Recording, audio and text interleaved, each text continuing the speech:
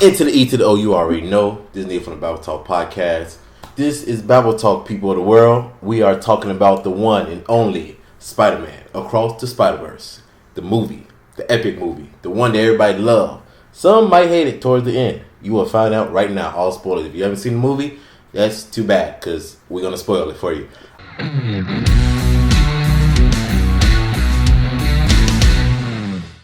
Alright, let's get it rocking. Let's get it popping. Grab your snacks. It's been a week.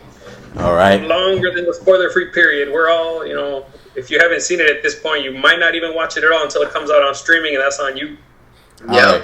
Now, before we talk about the movie, I want to know you guys' opinion about the soundtrack of the movie. Do you think it's better than the first soundtrack in the first movie? If you listen to it. Yeah, I kind of like it. I got them all again. Yeah, I agree. I did after I saw the movie. I just downloaded half the soundtrack and I got it on my YouTube playlist and all that. Yeah, it's pretty good. I think it might be better than the first soundtrack. Now, the first soundtrack had a lot of bangers, but this one on repeat nonstop. After I seen that movie, I've been listening to that soundtrack. All right. Yeah, so what did you think of the movie, you guys? I played it on Apple Music a couple of times as well, so pretty dope. I like that. I really do love it. It's pretty great. All right. What did you think of the movie? In this one, what do you call it? It did revive Prowler's theme, so that's good. Yeah. That elephant noise, it revived that one a lot. And now I see Miguel O'Hara's theme all over the place. The 2099 all over the place. The canon event. Oh my gosh, it's dominating the world. It's popping up all over the place. Exactly. Yeah, a lot of great stuff. So, what did you think of the movie, you guys? Let's go with Basil. What did you think? 9 out of 10. What's up? What did you think of the movie? What's your opinion? What's your rating? I'm at the great agree with him. 9 out of 10. For those who see the movie, you're gonna, obviously y'all know why, But yeah, 9 out of 10 for me. It would have been a good 10 out of 10 if it wasn't for that scene. Again, let me tell you something. We'll talk about later in the spoilers. The movie was a 10 out of 10. All the way up to the end, it dropped down to an 8.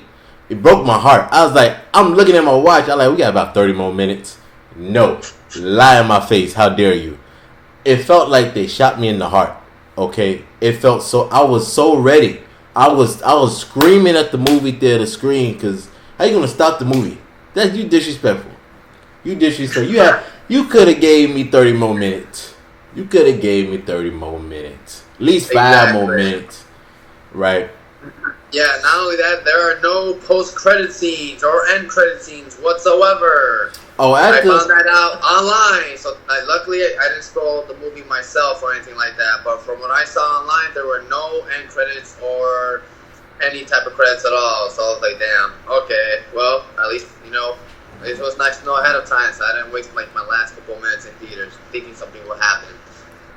What was you guys? I had to Google it before we went to the movies because I didn't want to stick around till the very, very end. I wanted to, as soon as we were done, I just get out. And I'm old. I can't hang out in the movie theaters as long as I used to, So it's like I gotta get a babysitter. So it's like I gotta make sure I keep an eye on the time and all that. So I Googled. I was like, ending credits? No, cool. Okay, we're gonna watch. We'll leave.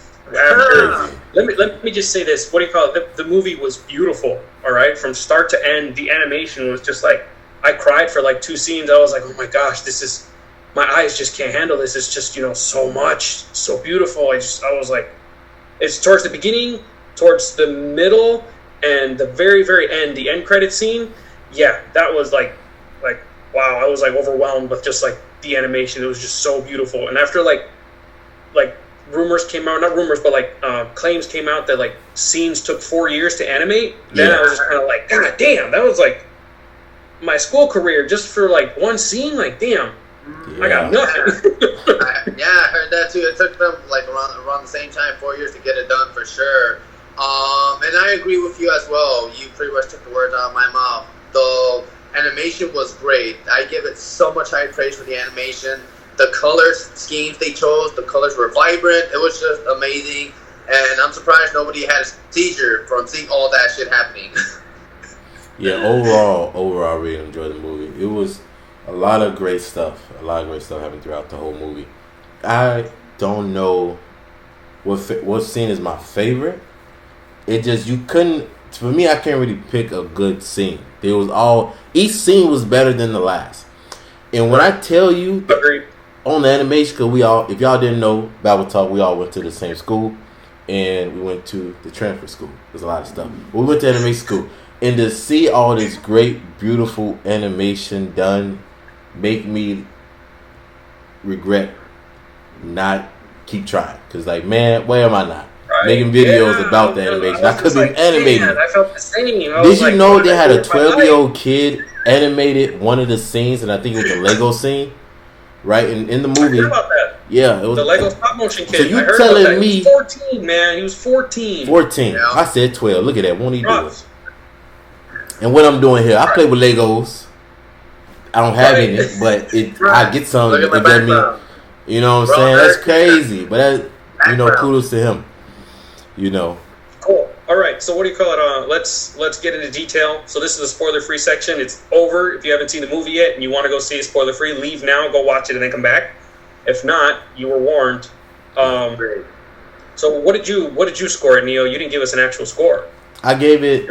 It was a 10 out of 10. It was an 8 out of 10 because of the ending. Because one solid 10. Nice. Yeah. Right. What I say? I feel like this, like, from what I seen, when I compared to the first and second, Miles had a little bit, kind of a bit more of character development throughout the movie. Especially since I guess you can say how everybody was trying to tell him how his story's supposed to go. For those who've seen the movie, the scene where he was on, what was it, a rocket ship? Was it a rocket ship he was on? Yeah.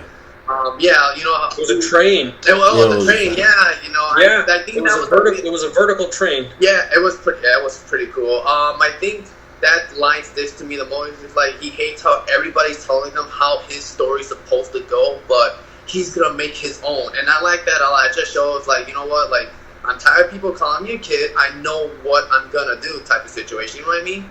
So it was kind of cool to see that. And again, Spider-Man 2099, badass. He's just badass. Let's talk about 2099 real quick. What do you call it? At the end of the first, Into the Spider-Verse, when Miguel showed up, I was just like, yes, 2099, because it's one of my favorite Spider-Man designs, right? And his design was really cool in that, 15-second scene that he got before he went to the parody universe to poke at the original classic animation, right? Yeah. When I saw that they basically turned him into Mr. Incredible, I was pretty pissed. I was like, what did they do to my guy? He's, triangle chest, skinny legs. It's just like, why would you do that? This isn't Pixar, And then after watching the movie, I was like, you know what? It didn't bother me at all. Actually, I thought it was pretty cool. It ended up just going from from Spider-Man to he got gains and he showed them. So I was like, okay. He kept missing leg day though. He missed leg day a lot. He skipped leg day like crazy. He skipped leg day because he still wasn't fast enough to catch old Miles Morales. Right. He was busy. Yeah, he was all arms. Okay, so let's talk about it in order. In the beginning, we get, again, spoilers. We get Gwen's quick canon event, more or less, her origin, a quick origin story for Gwen, and it's interrupted by Miguel and Spider Woman. I forget her name, but Jessica Drew. Jessica Drew. Jessica Drew. Yeah. Well, I'll put it this way: her character was useless to me. She had no impact on the story for me. So it's just she was there. That's nice. She did take her in. I mean, wasn't she almost like a guy? Right. Yeah. They said she was her mentor, but we never saw her do that. So it's okay, you said you did it. I'll believe you, but get out of here. We don't need you anymore. Anyways, what do you call it? That intro sequence with Gwen's quick, backstory or whatever. That was beautiful. That was the first scene when I saw that. I was like, wow, this looks amazing. And after that, I knew, and we all kind of knew that every Spider-Verse that we're going to visit was going to get their own art style. And Gwen's was probably the nicest. We didn't get to see too much of the other Spider-Man, which I'll bring up right now. The Spider-Punk, we didn't get to see his universe too much. We saw a brief slideshow. The Spider-Man India, I believe. India, yeah. Paviter or something like that?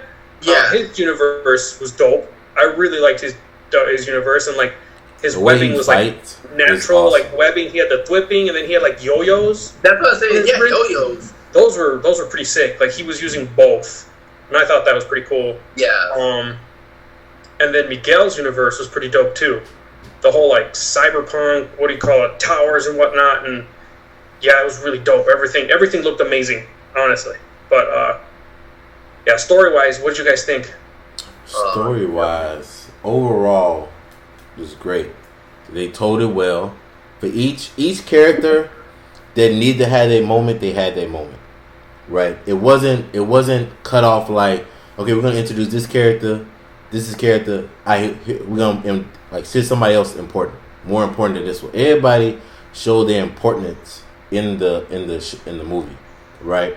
Because you get to learn about each one and a little bit about who they are as a person and whatnot. And the people that are the most similar is Hobie Brown, which is aka Spider-Punk, and Miles Morales, right? And you see that when Spider-Punk, like, you know what? I quit. I'm not with this. I was for it because you asked me. It was cool to have this cool little watch, but I'm here to help my man's out. You know, I'm here to help him in what he believes in, because I see that if you're not gonna at least let him try, then how do we truly know?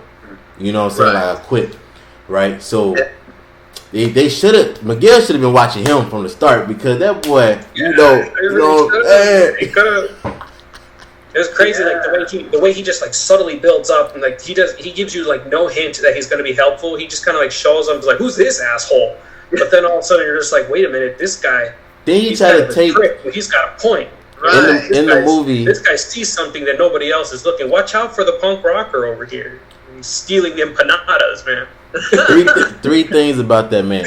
One, that when Miles was breaking down that shield, he jumped in. He like, I did that, and Miles like, well, I'm weakening it. You know, like, you gonna take my glory. You know, another fun fact, like we started in the beginning, like a 14-boy animated one of the scenes. Did you know that on Hobie Brown, his animation style, he changes for every 3 frames. He changes poses. Did you know that? Yeah. That was really cool. But look at his art style. Way different than everybody's done. Right? Way different. Like, while he was walking around, he would like change like art style completely. He would go from like one color palette to like the solid color palette to just like monochrome to like 2 different tones and things like that. Yeah. Honestly, every scene he was in, he was basically stealing the screen. And when he takes his mask off, I was like, damn, all right. Honestly, I did not catch that at all. I was always just cool. Yeah, I didn't catch that at all, just because there was a lot going on in the movies. It was kind of hard because I was trying to catch other people's or other Spider-Man women's art styles. And then speaking of that, in the scene where Miguel was explaining the canon events, I loved how they talked about all the other Spider-Man. We saw the Spectacular Spider-Man. We saw Tobey Maguire Spider-Man. Andrew Garfield Spider-Man. It was kind of cool that we get to see their cameos, even though it wasn't really much of a cameo. It kind of was. But story was written well, because you pretty much get to understand, okay, this is why we have to let these certain people die, because if you don't, you're gonna... Hey, I see them. I peeped that. He was just complaining like, yo, if you do this, you're gonna fuck up the entire thing, you know? And I think that's what Miguel was trying to explain to Miles. You know, it's like, if you do this, you're going to mess a lot of things up in this universe or other universes in general.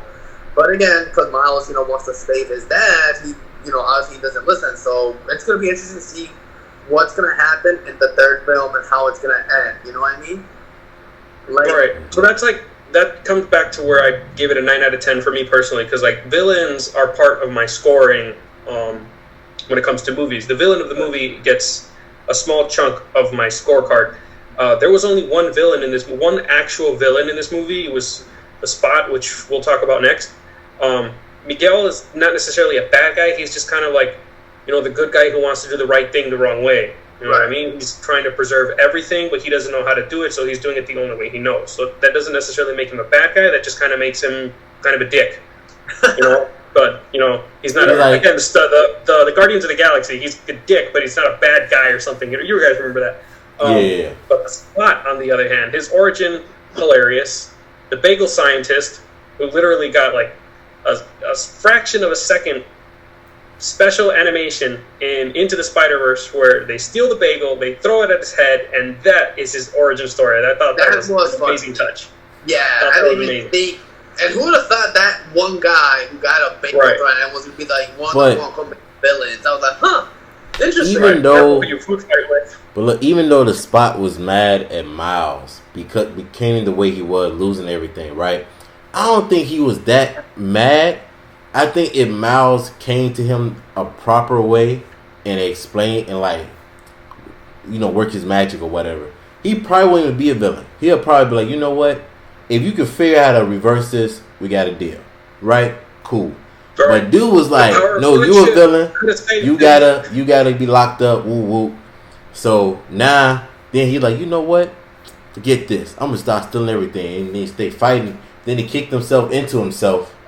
Right, he did. That way, he did. I mean, I think he was also more ticked off that Miles called like the villain of the week. I was like, damn, right. I think that's what ticked him off. That ticked him off even more. I don't think it's like, aside from like, I guess approaching him, he legit just insulted him by telling him you're just like one of those low ball villains that can take out easily. Which again, it kind of underestimated Spot. I feel like Spot can be a powerful villain.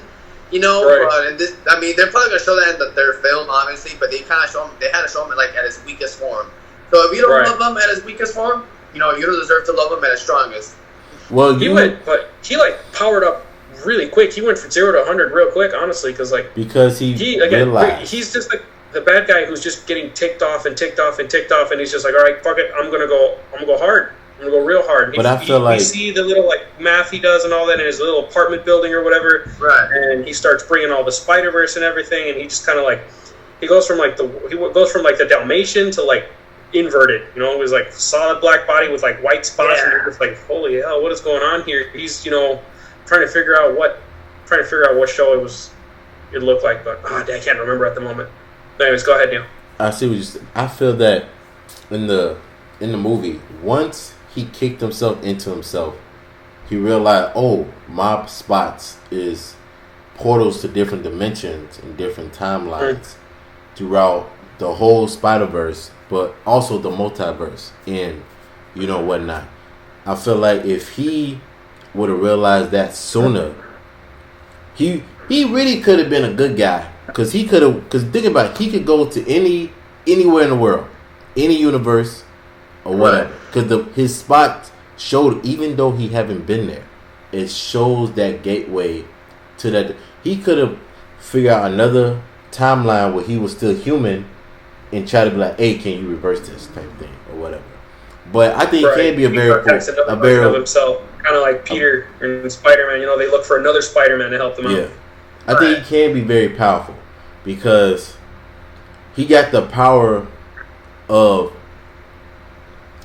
I don't want to say teleportation. That's not what it really is. The power, a black hole sort of thing. Literally, literal black holes. If he really wanted, I feel like he needs to stop being a punk and really use that power for real. Because I was just made a big, we did. We got to see him. What do you call it? We got to see how strong he is without him knowing. Because remember, Spider-Man India, his dimension was collapsing. And he left like a spot that was just I thought that was the canon event that Miles messed up. Yeah, after the canon is broken in that one scene, the portal just kind of starts getting bigger. You know what I mean?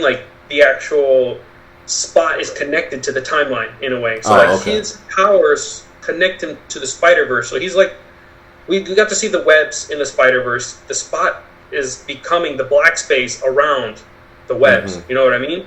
Yeah. So he's basically starting to expand and just fade away those bits and pieces of the actual, the Spider-Verse or the Spider Society as they call it in this one.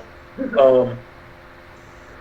don't know. They're the way they built up Spot. They left him in a point. They just kind of he disappeared out of nowhere. Because as we see towards the end, it ends up becoming more about Miguel trying to preserve the canon versus Miles trying to save, his dad and take care of the bad guy. It's his original goal is, hey, I need to take out the Spot. Gwen shows up and it's just oh, hey, Gwen, I'm trying to ignore this guy real quick, and that ends up backfiring on him. You know? And now he's in the Spider Society, like, yo, I want to be part of this too because I'm lonely. Yeah, he was lonely, you know. Everybody wants to hang out with spider people. And he's just like, all right, let's do this. And Miguel's like, no. Not at all. Do you think Miguel said that because he can see the Spider-Verse, right? And in every universe, Miles did the same thing. So you think that's why he didn't ask him to join because he already know the outcome? Probably. I mean, it's weird because I didn't see any other Miles in the actual, you know, and like all the canon events that he shows, there's no other Miles. Well, Miles wasn't supposed to get bit in the first place. It was supposed to be the other Miles. Right. So down the line, that's why he came Prowler. When he met the other Miles. So that's like another thing. Is like, why is this a canon event if there's only one Miles? Shouldn't there be like, you know, a huge amount? Because we know there's more than one Gwen. We know there's more than one Peter. There's also only one Miguel at this moment. Right. So it's like, why are you two the only individuals? Well, there's like hundreds of Peters and hundreds of, you know, Gwens, and then the Jessica Drew, which is the other one off. It was also Ben Reilly was there, which is the Scarlet Spider, the one with the blue hood. Yeah. Check out my defined muscles and all that stuff. He was there. He was pretty cool. I like his design too. That's one of my favorite Spider-Mans. But it's weird too because like towards the end we see that the canon event doesn't necessarily matter because Gwen goes back to her original dimension, which we saw at the beginning she was avoiding, and her canon was broken, but she wasn't even there. But I think the reason why, this is my theory, right? Miguel don't know the true answer, right? He don't know the true answer because Mal was supposed to get bitten in the first place. He got bit from another spider from 42, I think that was on the type of spider it was, right? He got bit instead of the other Mal. That's why the Mals in the universe he went to is the Prowler and whatnot. Maybe even if he saved his dad in his own universe with the spider power that he got from another universe, it's not going to affect him because he wasn't supposed to be Spider-Man in the first place. So he's not, his death is not cancels out. If he saved his dad, it cancels out everything because it will be a different person in his universe that's supposed to get bitten and supposed to save that loved one. But since it's Miles, everything got rewritten.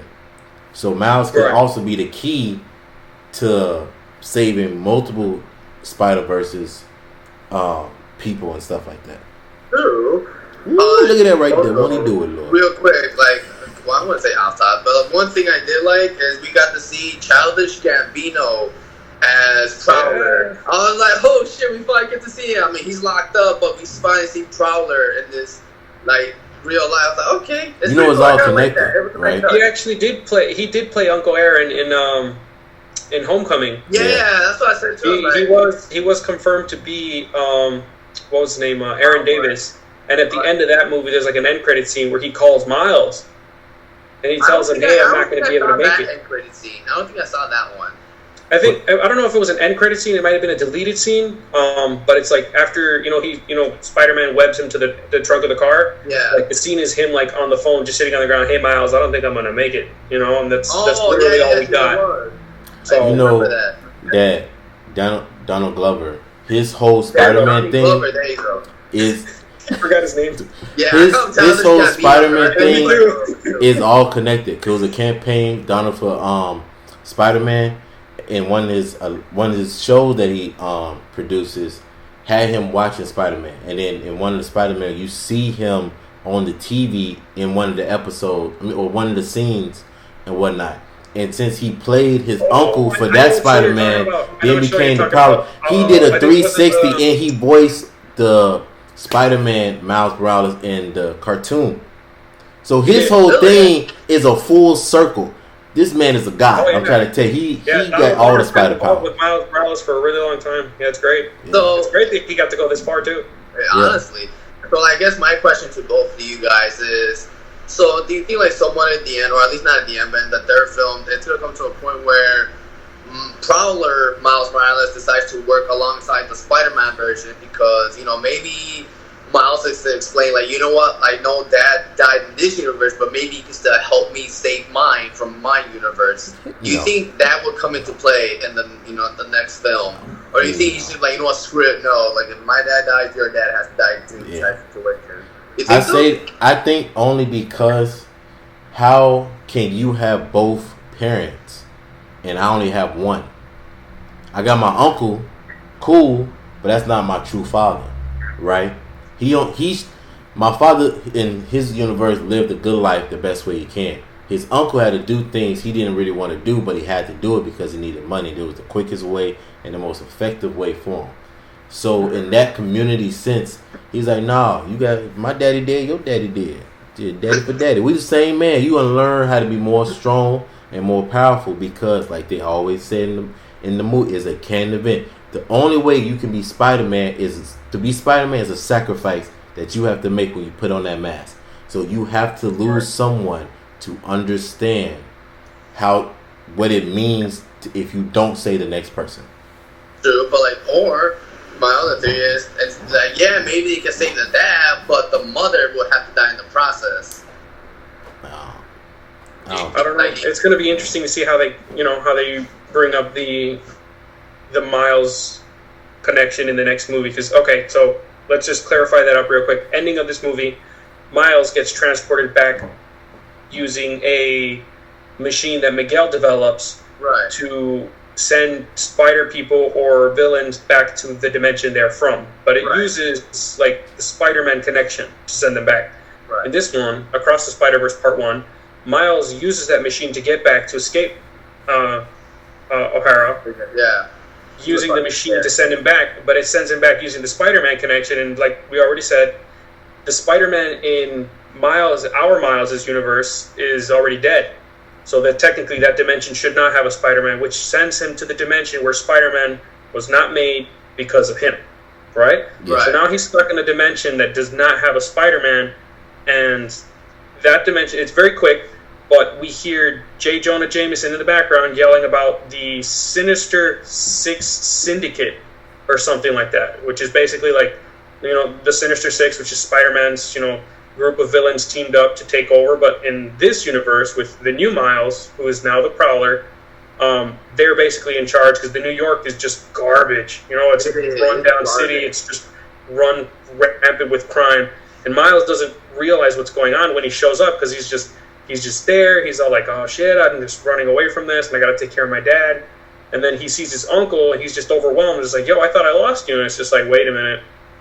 Why is my uncle here? What happened in this dimension? His dad's dead. Right. And he doesn't know that until he gets to the roof and he realizes the mural they painted for his uncle is now his dad, which is like mind blowing. And that's when like everybody at that same time, Gwen finds out. Miguel kind of finds out because he's just kind of like, where's Spider-Man? Right. Like one really cool scene we get in that same it's all just piling up in the end. It's all basically peaking to the very, very end. We get to see Gwen assemble the original team. Oh yeah, from the first movie. We can no. She had anybody. Spider-Ham, Penny Parker, and her new mech Spider-Man, which I thought was pretty cool. Yeah. And we see Spider-Man India and Spider-Punk in part of that. We're gonna save Miles crew. And I thought that was dope. They was missing one. Spider-Man Noir wasn't there. Spider-Man. I ain't see Spider-Man Noir. He wasn't there. He wasn't there. He was hiding in the shadows then. He was there like in the corner. No, I'm sorry. Not him. The pig. We gotta remember Peter B. Parker with Mayday. They were there too. Yo, man, she was really adorable. I'm not gonna lie. Yeah, I mean, the pig. Where the pig was at? Right. She had a little bee, her wool cap. What Spider Pig was at? He was legit. He was like the shortest one. He was there? He was there. You a liar. He was the guy there. Gwen assembled the original crew with. Man, I'm about to look this up. I'm gonna look up the ending. Yeah, look it up. Look it up. I thought that was so cool. We're gonna look it up. We're gonna look up Babble Talk people. We're gonna look it up because I don't remember that. If you remember it, comment down below because I don't know. Oh my god. Let us know your favorite scene in the comment section below. What you guys thought about the movie as well. Exactly. And if you guys have any theories, feel free to let us know what you think will happen in the third film as well. We would like to hear your thoughts on what's going to happen. Yes, also, indeed. Coming back to Spot, you know how you guys talked about how he kind of has, like, I guess, portals to other dimensions or timelines. So I would say, wouldn't it be also another canon event if he prevented, that from happening to himself? I don't know if that makes sense. because what if he sees like his version and wants to be saved, but won't that also cause some type of canon event in his universe? I don't know if that makes sense. Yeah, it does. Basically, right now, the whole concept of the canon event, it's still like, it's not like rock solid that we've seen. It's just kind of like something that Miguel showed us and told us about. So it's like, you know, we only know what you're telling us, but we don't know like the limits. You know, Yeah. it's kind of like, just because you messed up a universe, you know, trying to play dad, imposter dad, it doesn't mean that, you know, everything we do is going to eliminate a universe. So like, Right. back off. But I kind of get it. It's like, you're wrong, but you know, it's not. You're not bad for that. Right. Let me just sneak into my dead body's family. He pulled a Rick and Morty, guys. He took a dead Miguel and just buried him in the backyard, and is like, "Yep, this is my dimension now." They just imagine they put Tom Holland's version in there somewhere. I don't know. I thought he was in one of the cameo scenes when we get to see like all the cameos. No, I did not see Tom Holland, honestly. I did not see his version. I only saw Andrew Garfield's and Tobey Maguire's, literally. Okay. And it was like I said, I think that's another favorite scene of mine, just the whole Miguel O'Hara explaining the entire canon of it, because you get to see all the other Spider-Man's universes and like them losing their uncles or whatever. I'm just like, cool. It's kind of cool. Right, we got to see the return of what is it? Fantastic Spider-Man? No, not Fantastic. Spectacular Spider-Man. We got to see the Spectacular Spider-Man. About. That was dope. I was like, yeah, they brought him back, and I think they brought the PS4 version as well into that universe. Man, they had so many Spider-Man. I was trying to figure where I was at. I'm Spider-Man too, man. But I don't know what you're doing here, man. You're supposed to be out here trying to capture Miles. Man, I've been playing the new Miles, not the new one, but the Miles Spider-Man game. It was on clearance, so I had to buy it. You feel me? Because I'm broke. Oh, it's pretty amazing. I liked it. The PS4, PS5? PS4. You know, I'm too broke for the Man, PS5. I have PS5 Plus. I got that game for free. Man, it's fun though. I've been swinging with. At first, I didn't know what the hell I was doing. I ain't gonna lie to you. I was just swinging, just swinging. I like, what's this little triangle doing in the corner of my damn screen right there? What that is? And then it's funny too. Well, not really funny, but it's like if you see like when you're playing like Spider-Man, Miles has his own style of swinging compared to like the other Spider-Man, and I kind of like that little detail, the way he swings and all that. That's what just pretty reminded me. cool. What did you guys think of Miles' new suit? Comment down below if you like his new suit, you like his old suit better. I don't know. I like his old suit better. I'll say that right now. I like the old suit as well. He's bleeding from his armpits. He got stabbed. Oh, I did like the little urban fit he had going on for him. I thought he'd keep it, but yeah, too. I wish he kept. I wish he could have kept it just a little bit. Hey, look at that. But I guess it was. But during the time, I got them both. Check out those reviews. I reviewed them already. During the time when he had that suit, it was a lot colder outside. It wasn't really. So I think that's why he had it on. So now it's a lot warmer. We got to see him wear this again. He wore like a modern version. He wore a jacket with like a hood, or a blue jacket, a different jacket, with a red sweater. At the beginning, when they're at like the birthday party or whatever, we would see it in the trailers. What do you call it? He's wearing basically the same thing over his Spider-Man, his new Spider-Man suit, which is kind of like how they slowly revealed it, because like he's going down the fire escape and he's like stripping down, and then all of a sudden he's like all the way down to his pants, takes them off, and like some dude's watching him. He's just like, oh, but it's like he's got the full body Spider-Man suit right under it, like, bro. I remember this one. After you just say that, right? I remember this one scene in the movie. He was talking to his mom. He was like, I gotta tell you something. She's like, what you gotta tell me, babe? What you gotta tell me, mijo? What you gotta tell me? Then like, and Spider-Man, and she's like, okay, you wanna dress up? That's okay. Yeah, that threw me off so bad. When he was talking to alternate dimension mom, and he's just like, what do you mean you don't know who Spider-Man is? And that's when it's just like, after like he says that, I was like, oh, wait a minute, that's not your mom. Yeah, that's not your mom. I didn't catch on until like he walked out and he started glitching. I was like, oh shit, that's not his universe. Right. Oh yeah, he runs out and he starts glitching. He's chasing Uncle Aaron up the. They're going up the ladder. That's when he realizes, oh snap, I don't belong here. This the crazy part, right? Even though he's glitching in the universe he's not from, why would he glitch if he got bit by the spider that changed his DNA anyway? Because he was sent, but no, he was sent to that universe because based on that spider's DNA, right? From what that spider is from. So I feel like if you got part of DNA, you shouldn't glitch. You shouldn't glitch since you was kind of part of that universe too because of the spider. Yes or no? Wait, is that the reason? Is that the reason why that AI Spider Woman sent him to that universe because of the DNA? It was the machine. So because remember, he typed in the coordinates he basically just typed in the coordinates to send him back, but the machine doesn't go based on like dimensional coordinates. It goes based on the spider connection. Yeah. So it goes based on how you're connected to Spider-Man from that universe, and since Miles' spider connection comes from another dimension, he got sent to that dimension because that's his Spider-Man connection.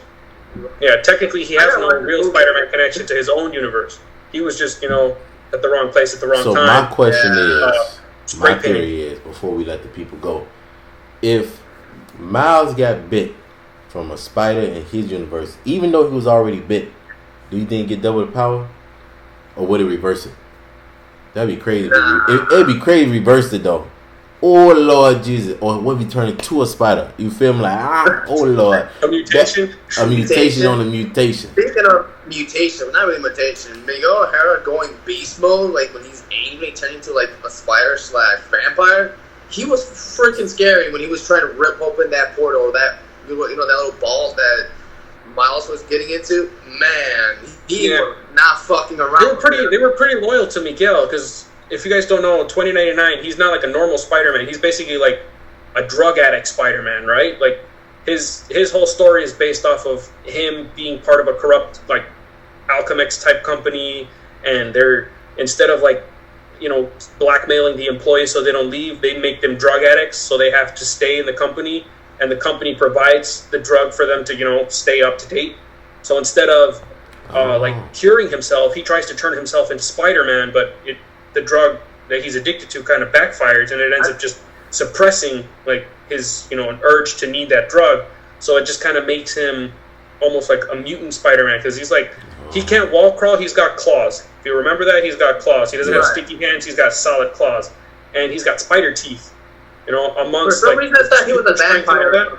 Because I thought like when I was reading, he's got spider venom, so he was probably I thought he was like a vampire or something. Like so he's like a spider mixed with a vampire. No, one cool thing is we did see him take his dose. Like in the middle of the movie, at the beginning when we first see him take his mask off, you see he injects himself with something. That's the stuff that he has to keep taking. Otherwise, he basically dies or something like that. It's like he was about to bite that bird, man, for sure. He's got to take a daily crack or something.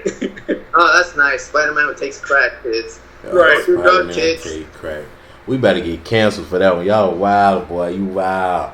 But anyway, people of the world, they know not to do it. It was an epic episode. It was an epic movie. Comment down below. What scene did you like? What song from the album did you like? Did you like the second one or do you like the first one better?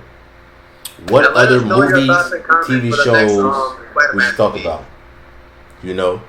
Comment down below.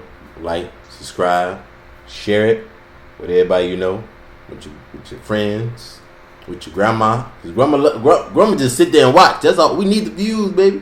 We need the views. You know what I'm saying? We just sit right there. Send it to any of your Uncle Bens. There you go. What if the Uncle Bens aren't there? Warn them. Hey, y'all better send this video across the Spider-Verse. You feel me? Anyway, peace out. Have a good one the rest of the day.